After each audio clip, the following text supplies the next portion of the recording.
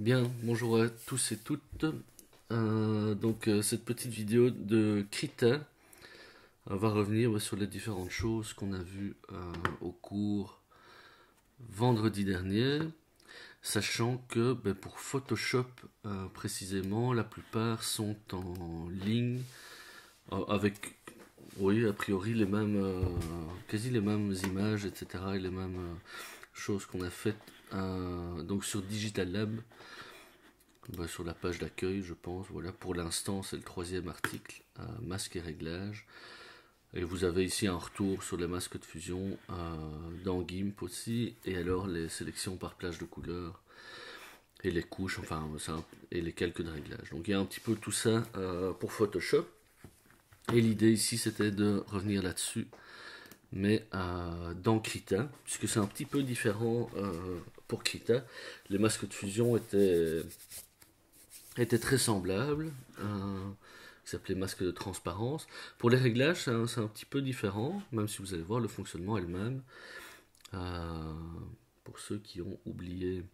Donc, pour les réglages, dans Photoshop, on a les calques de réglage. Et puisqu'on évite évidemment de venir modifier, ça vous l'avez compris, les pixels du calque directement, donc on veut travailler de manière non destructive. Donc dans Krita, on a deux choses différentes, à la différence de Photoshop où on n'avait que les calques de réglage, avec quelques raccourcis pour les appliquer à uniquement un calque, etc. Ici, on va avoir le calque de filtrage, c'est comme ça que ça s'appelle, ou le masque de filtrage. Pour vous expliquer un petit peu comment ça fonctionne, on va venir se rajouter deux petits calques, un ici et un ici. Voilà.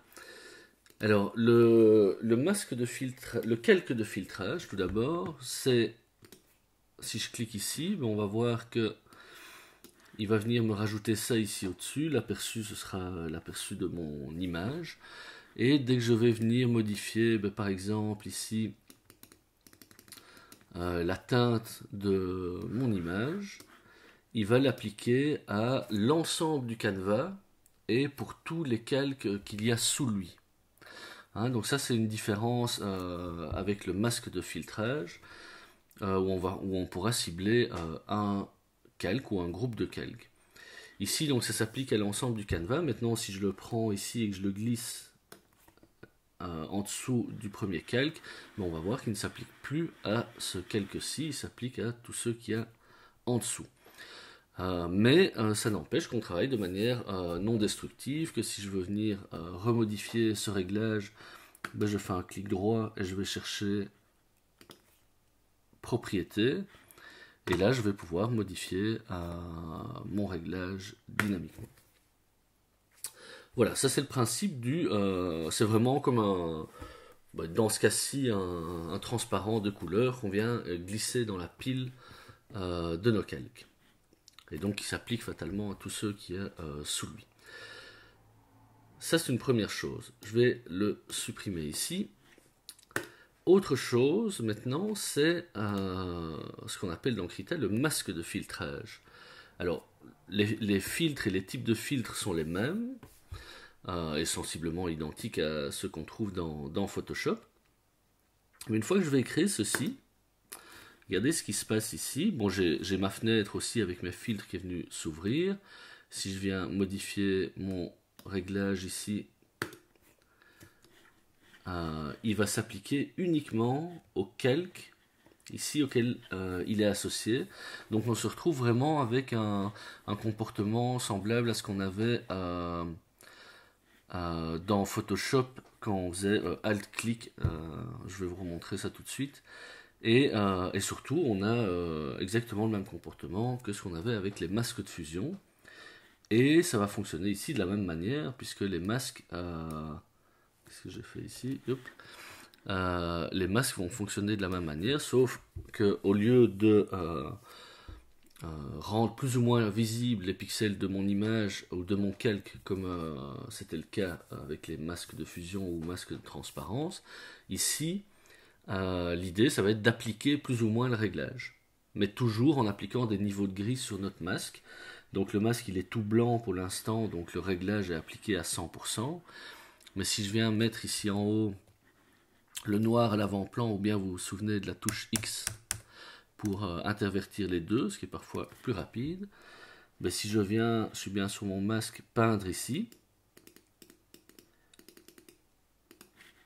Je vous montre le masque tout de suite. Alt, clique sur le masque pour le voir. Et bien vous voyez que là où j'ai peint en noir, mon réglage ne s'applique plus. Ou bien s'applique moins, puisque j'ai ici une limite floue à ma brosse, assez diffuse. Ok, donc ça c'est le principe. Maintenant, à partir de là, on fait ce qu'on veut. Hop. On va mettre ça là.